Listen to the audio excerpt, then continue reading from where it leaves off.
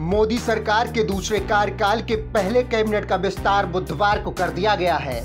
ऐसे में कैबिनेट विस्तार में विशेष ध्यान चुनावी राज्य उत्तर प्रदेश पर रखा गया है। उत्तर प्रदेश में होने वाले अगले साल के चुनाव को देखते हुए सबसे ज्यादा 7 मंत्री बनाए गए हैं, जिसमें 3 दलित, 3 ओबीसी और 1 ब्राह्मण समुदाय के सांसद को जगह मिली है। अब ऐसे में सियासी गलियारे में चर्चाएं तेज हो गई हैं कि कैबिनेट विस्तार के जरिए यूपी में जातीय और क्षेत्रीय संतुलन बनाने के साथ साथ चक्रव्यूह भी गढ़ा गया है।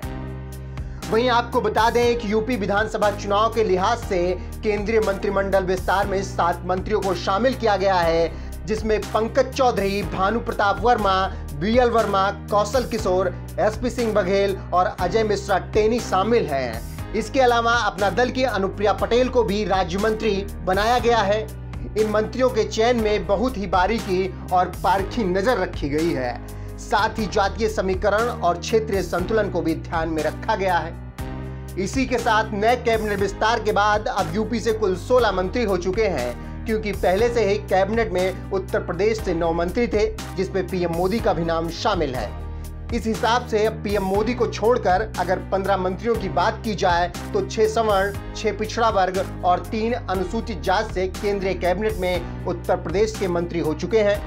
तो ऐसे में कयास लगाए जा रहे हैं कि उत्तर प्रदेश के 75 जिलों की 80 लोकसभा सीटों को अब 15 मंत्रियों के बीच बांटने की संभावना है, जिसके तहत एक मंत्री के हिस्से में 5 जिले की जिम्मेदारी आ सकती है। वहीं जिन सांसदों को कैबिनेट विस्तार में जगह मिली है, अगर उनके जातीय और क्षेत्रीय समीकरण पर नजर डालें तो पूर्वांचल में पिछड़ों में कुर्मी समुदाय को साधने के लिए पार्टी ने अपनी पारखी नजर रखी है और अपनी ओर से इन वोटरों को खींचने के लिए केंद्र ने महाराजगंज से सांसद पंकज चौधरी को कैबिनेट में जगह दी है।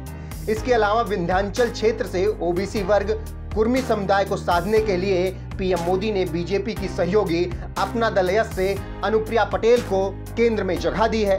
गौरतलब है कि अनुप्रिया पटेल विंध्याचल में ओबीसी वर्ग में काफी अच्छी खासी पकड़ रखती हैं। इसके अलावा पश्चिमी यूपी को साधने के लिए एसपी सिंह बघेल को मंत्रिमंडल में जगह दी गई है, जो कि अनुसूचित जाति से आते हैं और बघेल समाज अति पिछड़ी जाति में आती है, जिसका व्रज के क्षेत्र में खासा सियासी आधार है। इसी को साधने के लिए एसपी सिंह बघेल पर केंद्र ने दांव चला है। वहीं ओबीसी के बीएल वर्मा को भी पिछले साल राज्यसभा में लाया गया था और अब उन्हें केंद्रीय कैबिनेट में भी ले आया गया है। बदायूं से ताल्लुकात रखने वाले बीएल वर्मा का ओबीसी के लोधी समाज में अच्छी खासी पकड़ है। गौरतलब है कि एक दौर में कल्याण सिंह इस समाज का प्रतिनिधित्व करते थे, लेकिन अब उनकी तबीयत नासाज होने के कारण बीजेपी ने भविष्य की संभावनाएं बीएल वर्मा में तलाशी हैं। इसके अलावा अवध क्षेत्र बीजेपी के लिए हमेशा से काफी संभावनाओं भरा रहा है। ऐसे में दलित वर्ग का अवध में अच्छा खासा जनाधार है, जिसको साधने के लिए पासी समुदाय से आने वाले दलित नेता कौशल किशोर को पीएम मोदी ने कैबिनेट में जगह दी है। वहीं बुंदेलखंड को साधने के लिए कैबिनेट में पिछड़ी जाति से आने वाले भानु प्रताप वर्मा को शामिल किया गया है। गौरतलब है कि आजादी के बाद से बुंदेलखंड से भानु प्रताप वर्मा दूसरे ऐसे नेता हैं जिन्हें कैबिनेट में जगह मिली है। आपको यह भी बता दें कि पिछले 30 सालों से भानु प्रताप वर्मा ने बीजेपी का झंडा बुंदेलखंड में बुलंद किया है और वह 5 बार से सांसद हैं। इसके अलावा यूपी की सियासत में सबसे अहम भूमिका निभाने वाले ब्राह्मण समुदाय से अजय मिश्रा टेनी को मंत्रिमंडल में जगह दी गई है, जो कि लखीमपुर से सांसद हैं। हालांकि उत्तर प्रदेश में ब्राह्मणों का वोट बैंक 8 से 10% ही है, लेकिन राजनीतिक रूप से ब्राह्मण उत्तर प्रदेश की सत्ता में हमेशा से दखल देते रहे हैं। माना यह भी जाता है कि ब्राह्मणों का असर अपने वोट बैंक के साथ साथ दूसरे वोट बैंक पर भी अच्छा खासा होता है।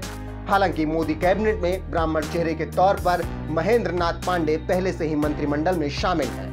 हालांकि अब यह माना जा रहा है और सियासी गलियारे में चर्चाएं भी हैं कि पीएम मोदी और गृह मंत्री के इस फार्मूले के अनुसार 7 महीने बाद यूपी में होने वाले विधानसभा चुनाव में इन मंत्रियों की भूमिका अहम हो सकती है और इन सभी मंत्रियों को जिलेवार बांटकर उत्तर प्रदेश चुनाव में पार्टी को जीत दिलाने की जिम्मेदारी सौंपी जा सकती है।